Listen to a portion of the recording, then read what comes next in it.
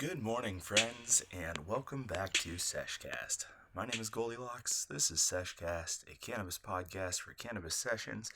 And today it is a bright and early wake and bake day. It is just after 7 o'clock in the morning on a Monday, and I am awake. After going to bed way later than one should be, if they're going to be up at 7:13 on a Monday.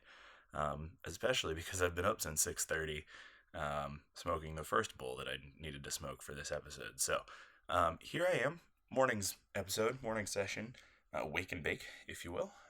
If you have not been around for one of these morning sessions before, I just do these every 10 episodes as a little bit of an update on what's going on with me and what's going on with the show, and just news and updates. It's my kind of my week off to talk about nothing. Today I'm smoking on Gorilla Glue 4, and it's great. It is one of the most physical affecting indicas that I think I've ever had. And let me backpedal on that just a little bit. I've been in the process of trying to learn a little more about weed in my free time. Also, I'm very cotton-mouthed this morning, so I'm gonna take a quick drink. I'll be right back. Anyway, I'm in the process of trying to learn a little bit more about weed, and phenotyping and chemotyping and genotyping and all of the so that I can not be quite as basic with just it's an indica, it's a sativa, knowing that is not so much a reality and more of just labels that we've given things that aren't completely accurate. So, anyway, this Gorilla Glue 4 is one of the most physically affecting indicas I've had in a while. It just kind of makes you feel a lot. It's not a super sleepy Gorilla Glue. I've not experienced it to be a super couch locky Gorilla Glue. This particular Gorilla Glue has been very I can feel everything on my skin. Not in a bad way, but oof, excuse me. Not in a bad way, but just I don't know. It's I'm very aware of my hands currently, and how they are feeling and interacting with space. And I've only smoked one bowl. It's also just after 7 o'clock in the morning. I've only been asleep for 3 hours, so. But I'm doing this episode and then I'm rolling over and going right back to bed. So hooray for Wake and Bakes. Today I'm smoking out of my big long Jefferson glass spoon, which has not made its reappearance on the show since episode 6, and plenty of other spoons have. This is hands down my favorite pipe aesthetically that I own. I love it. This is for my friend Sean McDonald at the Jefferson Glass Company. Find him on Instagram, Jefferson Glass Co. 1, and I'll tag him in my posts too. He's one of my favorite artists around. I love him. He's a great guy. He's from right around the same area that I grew up in. And he puts out amazing glass. And I think he just upsized to a bigger studio. So big congrats to that guy. Check him out on Instagram. His stuff is really amazing and really unique. This particular spoon is kind of a Gandalf pipe, I guess. I think that's what I called it the other day, sort of subconsciously. It's just a little bit of a longer neck. It's not anything super crazy, but it's this nice long neck with a good quarter twist on the neck. And then it's got these really cool octopus tentacles off the front that are just delicate, but also very, very sturdy. I don't know. It's just really cool. I really like it. And the colors are sort of this light pastel, and it's got this big extended carb on it that I like. So, picture of this will be on the Instagram. Instagram is at Sesh Cast. If you don't follow me, that would be great. If you like Instagram things and pictures of glass, because that's pretty much what I post there. So, at Sesh Cast, give me a follow, and I'll talk a little bit more about Instagram later, coming up in the actual updatey portion of this show. But yeah, so that's what I'm smoking out of. That's what I'm using to smoke it. That's the Instagram. yeah, I think we're good to go. I think I'm gonna smoke some weed now. So I'm gonna take a quick hit of this. I hope that your day is going swell and that everything is good for you. And if you're wake and baking along with this episode, because it'll probably drop early in the morning, at least hopefully, if I get it all done. I hope that the rest of your day goes well, and I hope that you can be more productive than I can be when I wake and bake. Because I'm not a big fan of the wake and bake. Like I just prefer to smoke and then not do anything else. I don't like to smoke and then do things. So I love days like today when I can just wake up super early for not a lot of reason, wake and bake real quick, and then go back to bed, which is today's game plan. Anyway, I'm gonna smoke some weed now. Sorry about that. And yeah, then I'll be back and we'll just chat and hang out. Cheers, friends.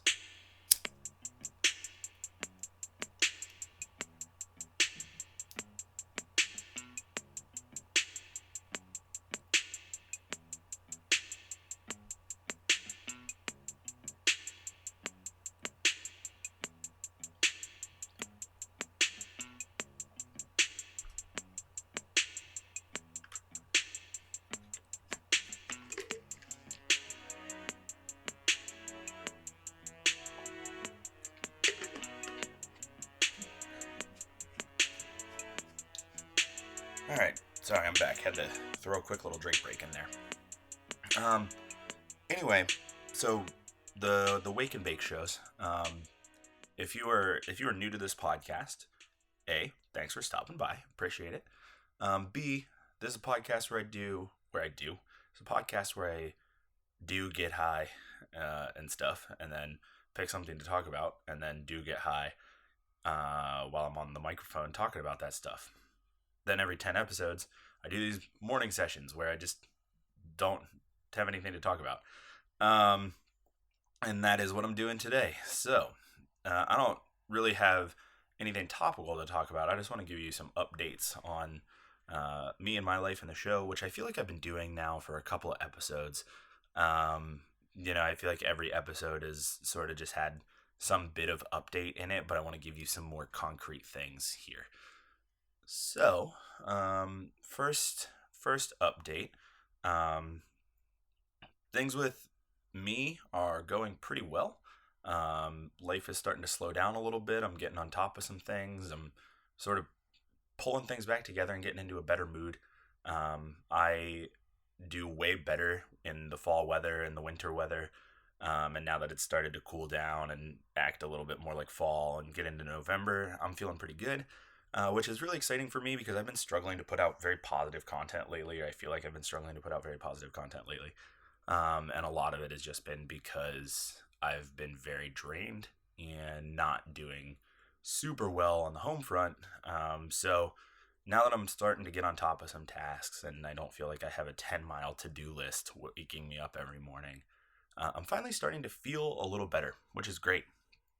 The other thing, though, that's going on in my life is that I am still hunting really hard for new jobs. And hunting really hard for new jobs is a total major drain on most of my emotional sanity and my mental sanity. Yeah, it's driving me crazy, man. Holy smokes, it's driving me nuts. So I'm in the process of hunting for a new job, and that is making me struggle to find time to do a lot of stuff because a lot of my time is spent filling out job applications and tweaking resumes and stuff like that. So where I am at currently is getting better, but still have this major hurdle that I'm trying to climb over. And what that means for the show is kind of what I've talked about these last couple episodes, is that I'm going to be boiling back my commitment to myself a little bit, so that I can focus harder and do better on the things that I'm doing. So mostly what that means is that nothing is going to change from what's going on right now. And what's going on right now is that I release an episode every Thursday, and with that episode comes a post on the Instagram. And that's pretty much it.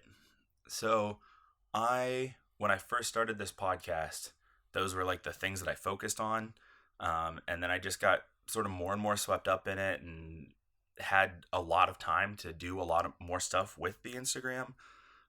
Really consistent live streams and stories and all sorts of stuff like that. And that's very much where I want to be. It's just not where I really have the time and the energy to be right now. So I have not been doing much more than posting an episode and posting a picture. And I've been beating up on myself for that, and I've been pushing myself really hard to do better, and it's just not working. So what I figured is, well, I'm just gonna step back a little bit, commit to doing the things I know that are important, and then we'll add the other stuff on later. So I'm gonna stay quiet on Instagram for a little while, but hopefully what that means is that I'll be able to put some cooler pictures on there. I don't know. I have been really rushing to like cram in Instagram posts. I've been waiting until like late Thursday night to even take a picture of anything, and typically I try and really set up a little bit of a photo for the glass I'm going to take. I can hear my mouth. Oh my gosh. Hold on. I need to take a drink. I'm so cotton mouth this morning.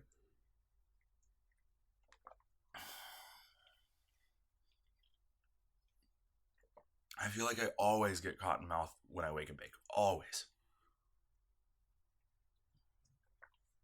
I might throw some music in there. This is kind of a long gap.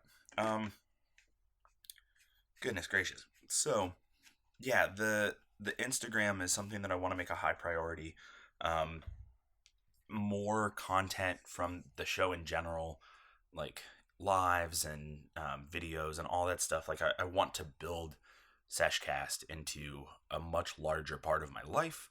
Right now, I don't have a lot of time, so I'm just gonna like keep it on the burner. Like it's still going. Nothing's gonna change as far as output goes. I'm just not gonna pressure myself as hard to grow it quickly, and to really like burn myself out over it, because I don't want to burn out. LOL. I don't want to burn out on the show itself. So there's that update. And I think I've said that a couple of times. I just wanted to make that very concrete. So yeah, that being said, follow me on Instagram, LOL. At SeshCast again. I would love it if you follow me and keep up with what I'm doing, but definitely no pressure as far as, oh, excuse me. If you're, I don't know. I don't know that people apologize for being pushy about asking people to follow them on Instagram, but I did. I don't know. I'm high, and it's 7:30 in the morning, and I'm falling asleep in my chair. Cut me a little bit of slack. Let me move on to another topic.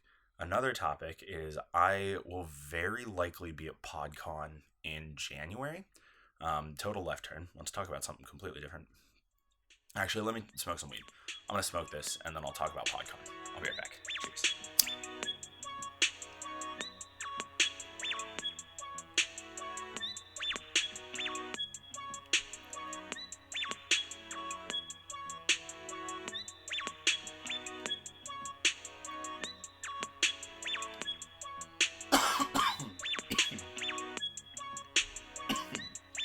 So I am right now planning on traveling back to Seattle to go to PodCon in January.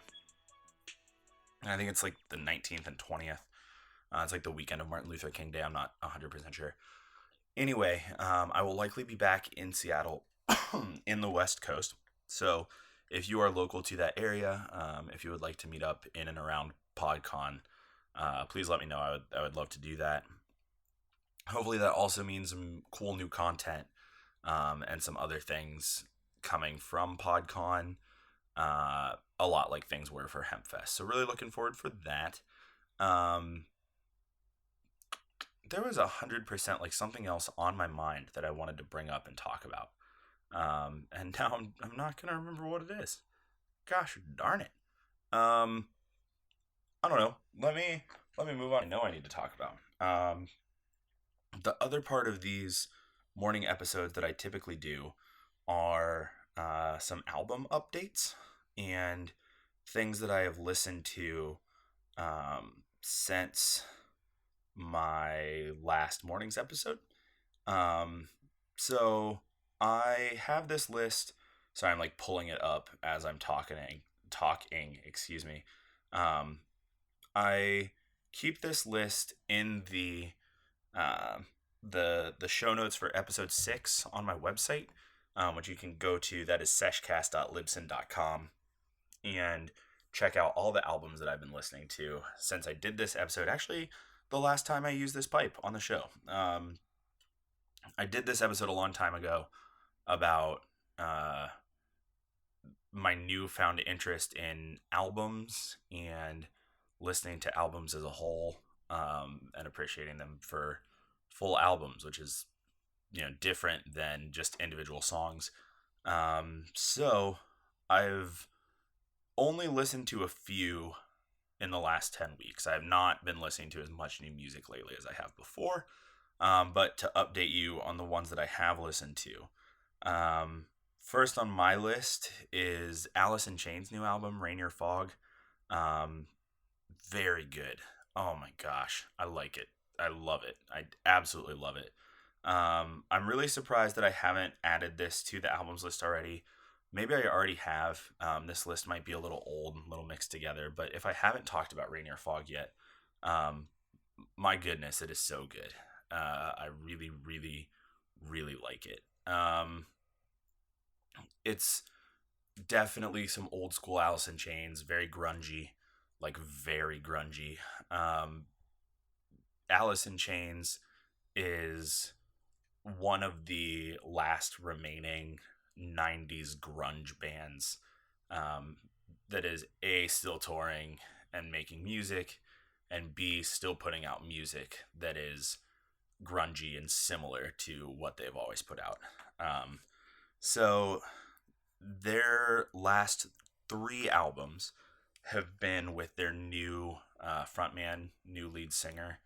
Um, Obviously, well, not obviously necessarily, if you don't know much about Alice in Chains, the original lead singer, Lane Staley, died of a drug overdose. And that was a huge loss to the music world and the rock world and the grunge scene in particular. And Alice in Chains bounced back very well after a brief hiatus by acquiring a new singer named William Duvall, a new frontman, who is very, very good and meshes with the band very, very well. And their last 3 albums have been with their new lead singer, and it is the Black Gives Way to Blue, which a lot of people say is one of their best albums. Was their first one with William Duvall, and then the Devil Put Dinosaurs Here was their second one, and both of those have been received really well. But when I listen to them, I don't hear the dirt Alice in Chains, like 1994, 1995 Alice in Chains, as much as I do in Rainier Fog, which is their new album that just came out.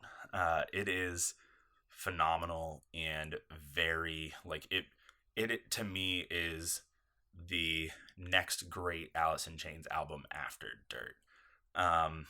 So if you like grunge, I would definitely recommend checking it out because I care for it very much. Next 2 are from bands that I have seen recently. I posted a picture of this a couple episodes ago of the shirts that I got from this concert. I went up and saw them recently. So it's Tupperware Remix Party, TWRP. Their 2 albums, Guardians of the Zone, and their newer one, Together Through Time. TWRP is, they brand themselves as a band from the 80s that is also from the future, that is also from outer space. And I would say that describes them pretty well. They're like a synth funk band. I think synth funk is pretty much the best way to put them. Some people say they remind them of Chromeo, but they are very, very good, very talented, and are sort of in the cult following phase area of popularity. They are the backing band of Ninja Sex Party, which is another band I've talked about a bunch, and who I'll probably talk about their album here in a second. So TWRP has a very cool, funky sound, but it is four guys who, while they like dress in goofy costumes and have whole personas, are phenomenal musicians. I mean, some of the best musicians out there right now. So, Guardians of the Zone is an older album. It's like quintessential. Together Through Time is their newest album, also just came out in 2018. Very good and has a lot of feature artists, which a lot of their albums do, but with a bunch of different bands, one of which being Planet Booty, who is the other band I saw with them. I talked about all of this in the concerts episode. I don't remember what number that is. So yeah, they're great. Love them. Love those albums. Guardians of the Zone came out in 15 or 16, I think. I could have that totally wrong. That's kind of a shot in the dark, but Together Through Time came out this year. I don't remember if I talked about NSP's new album in the last morning's episode. If I didn't, I will probably talk about it in the next episode because I'll have to add it to my list. I don't know why it's not on there because I don't feel like I talked about it in the last episode. I don't know. Ninja Sex Party released a new album called Cool Patrol. I feel like I've already talked about it, but I'm not sure I've already talked about it. It's really good. That last band, TWRP, is on that album. Moving on. Anti-Flag knocked out 3 of their albums. 2 old, 1 new, since the last morning's episode. American Fall, which was not the newest album, not the album before that, but the album before that. It's the one that Brandenburg Gate is off of, which was the big radio hit. So if you are into punk, and it got a lot of play on like alt radio, alt rock in particular. If you have an iHeartMedia station around you that's called The X, they probably played Brandenburg Gate. Yeah, so that was American Fall. Ceasefire was the second Anti-Flag album that I listened to. Oh, American Fall is really good. American Fall was slightly more commercial friendly than some other Anti-Flag albums. I'm not going to stoop as low to call them sellouts. I'm not going to go down that punk road, but American Fall was a little more commercial friendly. Still good. Not my favorite album. Has some bangers. Brandenburg Gate being one of them. Next one is Ceasefire. A little older. I would hate to call it forgettable, but I think I might call it forgettable. Not bad by any means. Just nothing on Ceasefire that was a really like attention grabbing moment for me. And then the next Anti-Flag album was their brand new one, which is American Reckoning. American Reckoning is interesting. Oh, hold on. Let me pause and take a hit of this. I know it's like mid new music sweep, but I'm just at the smoke mark, so I'm gonna smoke some weed. Cheers, friends.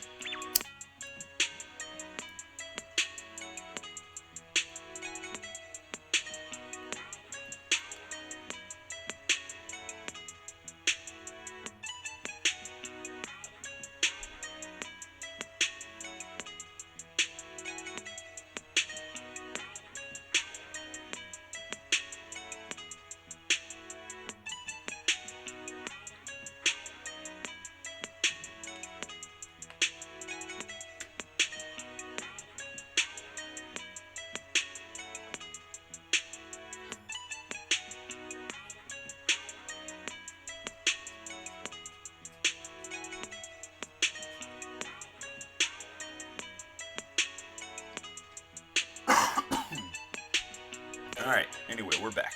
More new music. The other Anti-Flag album I listened to was American Reckoning. It's their newest album. Just came out at this point, like a month ago? I don't know, it's pretty new. Very interesting. I like it a lot.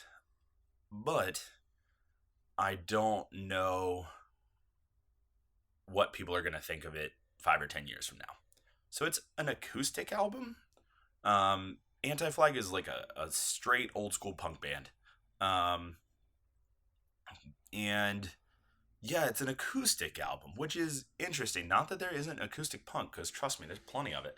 But it's very different from Anti Flag's typical sound, except for Justin, their lead singer, who sounds exactly the same that he does in all the other albums, with everybody else playing acoustically. Justin still screaming like a punk.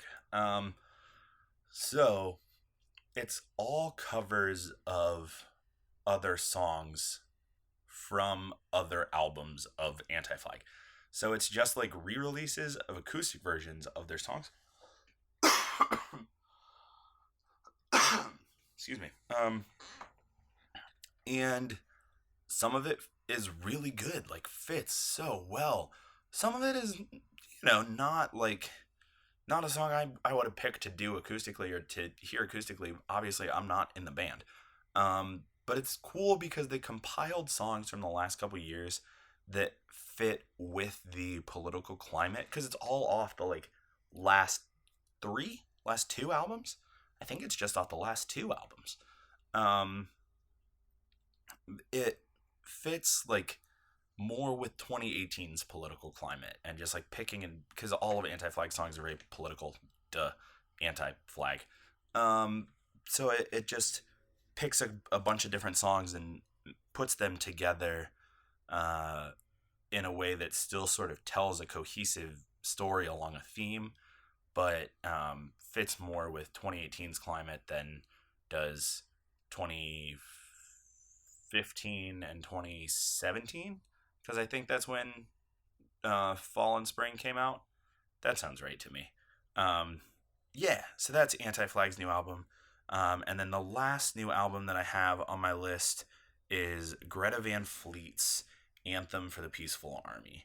Um, this has been a really interesting album to see hit the mainstream. I I would be surprised if you had not heard of Greta Van Fleet yet, but if you haven't, let me fill you in. Greta Van Fleet, I think, could be called the best Led Zeppelin since Led Zeppelin. They are an incredibly talented group of very young musicians who released an EP of songs that all passably could be off Zeppelin 5. Um, just like so incredibly Zeppelin and so incredibly good that it took the world by storm and blew the hell up. And Greta Van Fleet is one of the biggest bands out there right now, or in like sort of recent months. Um, Basically on the backs of two songs, a powerhouse double EP, but basically two songs. Those two songs being Safari Song and Highway Tune. Um, so they released those two songs. They have two 4-track EPs, which got re-released as a double EP, which is what you'll find on Spotify. That is 8 tracks of nothing but bangers, like just, I mean, ripping classic rock tracks. Classic rock is a very arbitrary term that we've created that doesn't really mean anything genre-wise. But think of the general definition connotation of classic rock, and that's Greta Van Fleet. So they have this double EP that is all powerhouse tracks, and their first full-length album has been just highly anticipated by everybody around the world. So it came out since my last episode, and I listened to it, and let me start off by stating my claim that I love it and really, really enjoy it as an album. Anyway, it came out and was not, I think, what people were expecting Greta Van Fleet to put out. Anthem for the Peaceful Army is a concept album, and that's stated by the band and can definitely be pulled from the lyrics.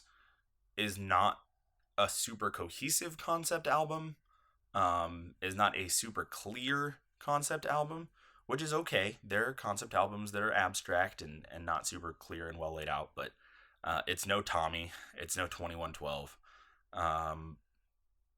but it is a concept album about peace and love and brotherhood and humanity and very, very gypsy hippie sort of things. So yeah, it's got a lot of slow tracks on it. The very first song is called Age of Man, and it is like a 6 minute. I'm not even sure that ballad is the right word, but very slow jam rock, um, jam band sort of feel to it.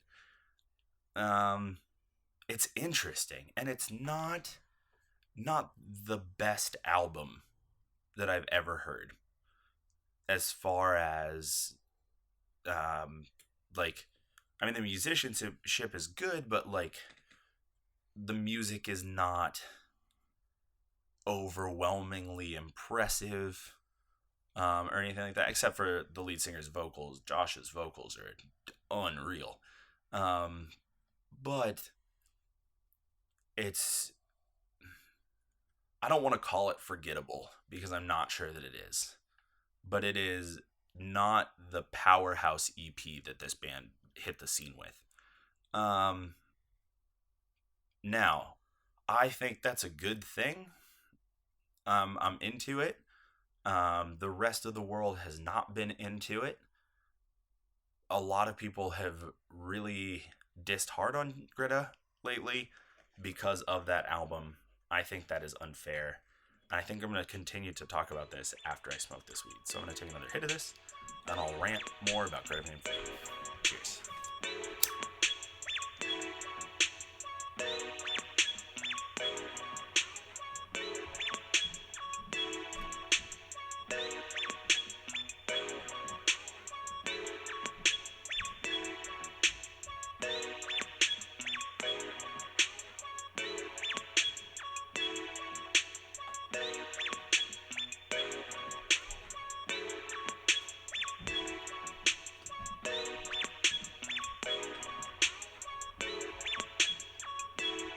Okay, so Greta Van Fleet has just been taking hit after hit after hit on this album. And not the like, they've been dropping hits, they've been taking hits. So there was a review of this album, this album that went super viral. And that review just trashed this album. I think out of 10, they gave it like a 1.4 or something along those lines. And they gave Greta Van Fleet what I think is a lot of unfair criticism.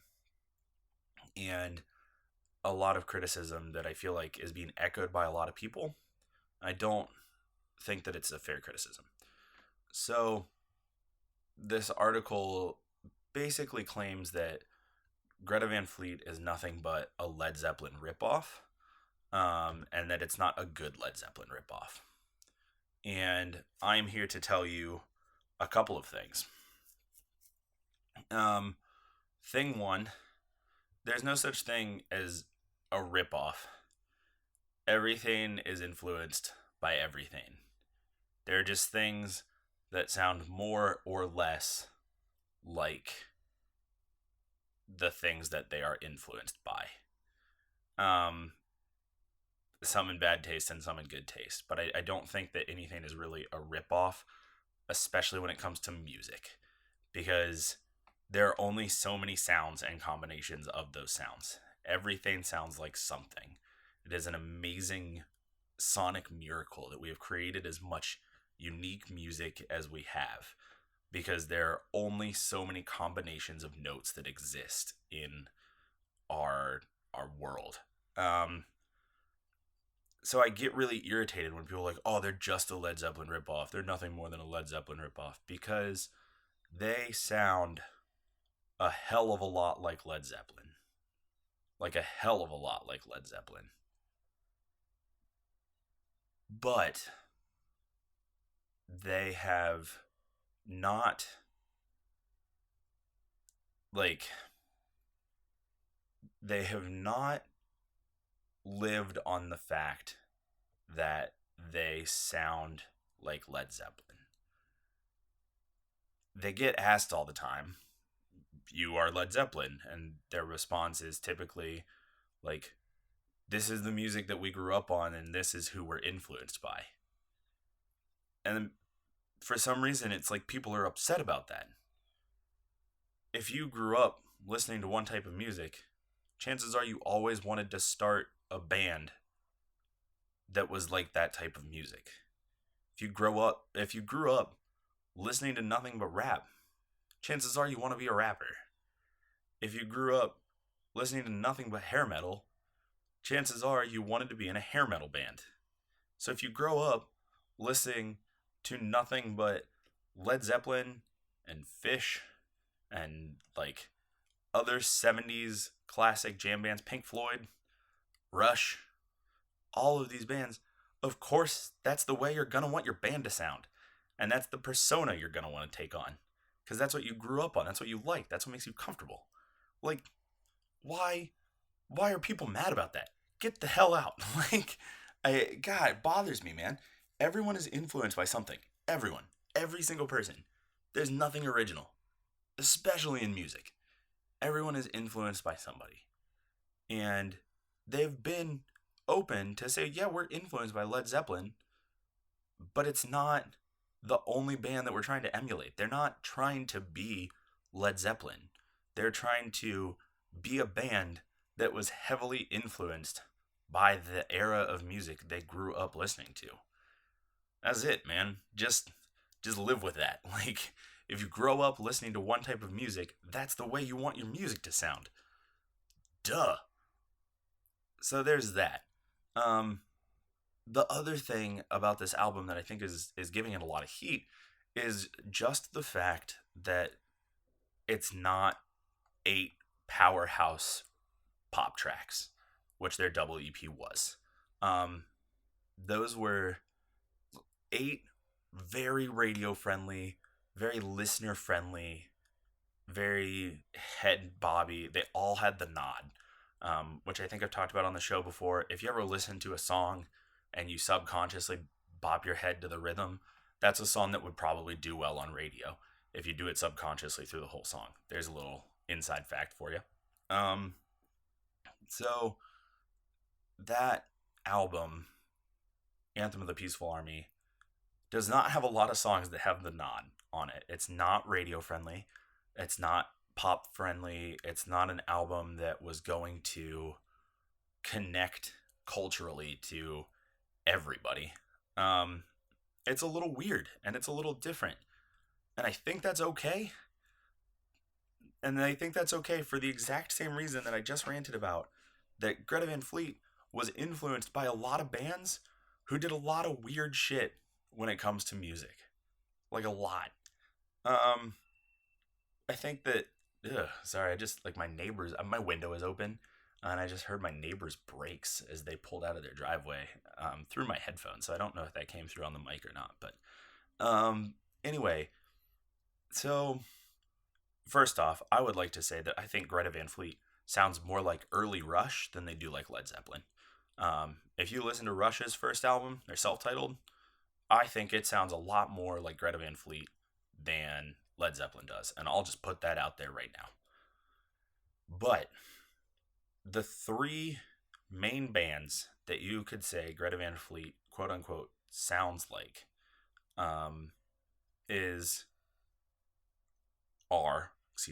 Rush, Led Zeppelin, and in the writing of their newest album, I think that you can make the argument for Pink Floyd, which is the other, of course, like 70s powerhouse.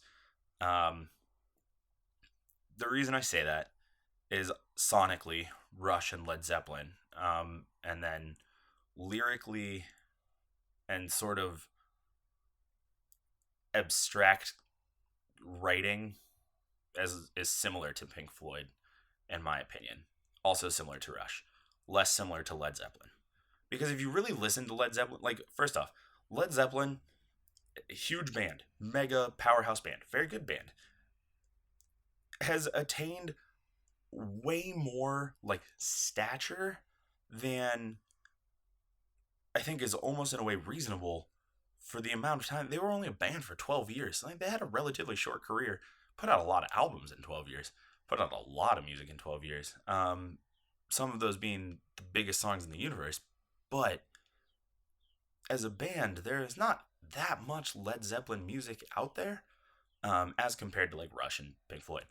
Um, but a lot of Led Zeppelin's music is very weird.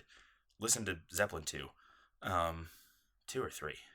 I don't remember which one's the weird one. I'm a little too high. There's a weird Zeppelin album. It's the one with the like polka dot colory album cover. Listen to Rush's 2112 or Hemispheres. And then listen to like Pink Floyd's The Wall, or if you want to get really weird, Uma Guma. Those are some weird albums from those bands. All of them have strange, weird albums. As far as it comes to Led Zeppelin, some of their weird albums are like the Lemon song, singing about lemons. Oh, I'm gonna sneeze. Ooh, we'll cut that out of the audio. That was a lot. I'm sorry. Like a lot of these bands have weird songs. Led Zeppelin has some songs that are just kind of dumb. But Greta Van Fleet has come and put out their sort of weird album, their exposure, saying, hey, this is more than the pop tracks we can do. This is the other kind of music we want to do. This is who we want to be as a band, and I think it's cool. I don't think Anthem of the Peaceful Army is the best Greta Van Fleet album we'll ever get. I think that the next one will be way better. Maybe 2 from now will be super, super great. They're young. They're new. This is their first album. No band's first album.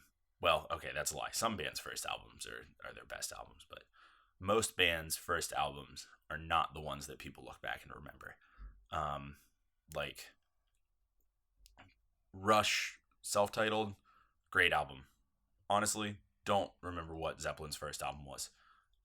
Maybe just their self-titled. I'm not sure. Pink Floyd's first album is Piper at the Gates of Dawn. Weird. Just way different, very 60s. Very different than Dark Side of the Moon and The Wall. So I think Anthem of the Peaceful Army is a different Greta Van Fleet album than we will continue to get. But I think it's good in the sense of it is something different and something out there and something that shows me Greta Van Fleet has more depth of a band than just writing radio hits, because a band can't survive forever in rock just doing radio hits. In pop, yes. In rock, no. It just doesn't work that way. You got to have something else, or you'll burn out. A lot of bands have burnt out doing exactly that. Look at Disturbed. Disturbed wrote straight radio hits for like 10 years and then had to disappear for 8. Yeah, man. Sorry, I just wanted to talk about music a little bit, especially that album, because I've been listening to it a lot lately and I really like it. So there's the morning episode. I'm going to smoke this one more time, but then I'm going to go. So there's the morning episode.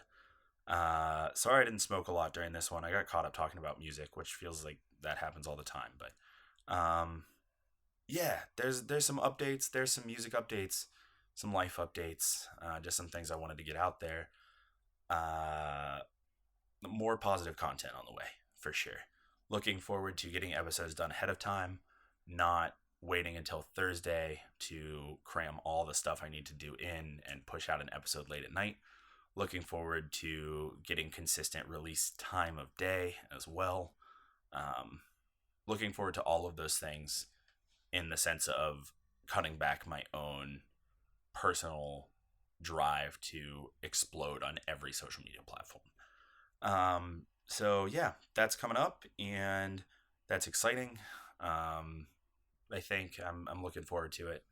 We'll have a lot more topical, interesting content on the way. And I look forward to doing that. And I look forward to having you along for the ride. So thanks for hanging out. I really appreciate it. I hope you got some new music today. Let me know what you're listening to. As always, I'd love to hear about it. I'd love to talk about it. And I'd love to listen to it. I know I've got somebody who has asked me my thoughts on the new 21 Pilots album. I have not listened to it yet because I suck. I'm sorry. I'll catch up on it. I I've met Josh and Tyler. I've worked with Josh and Tyler before. Good guys, like them a lot. They grew up in the town that I went to college in. Cool dudes. And I have nothing against them personally. Their music is just not my favorite music, which is why I haven't gone out of my way to listen to this album. So I'm interested to check it out. I love their first album. Second album, not so much, but that's okay. So I'll check it out at some point, and then I'll get back to you on that. So there's that. I don't know that I have anything else. Follow me on Instagram at Sesh Cast. Check out the website if you're looking for episode show notes and more information. That is seshcast.libsyn.com. I'm going to sneeze again.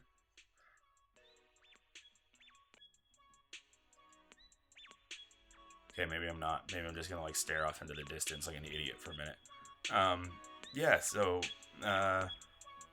do all those things. If you know somebody else who might be into this podcast, feel free to let them know. If you're going to be in Seattle, circa PodCon, tell me about it. I'd love to hang out. And I think with that, I'm going to smoke and go. See you next week. Thanks. We are 11 episodes away from the year mark, and that's crazy. That is a wild ride. I'll talk about that more later. Have a good day, friends. Cheers.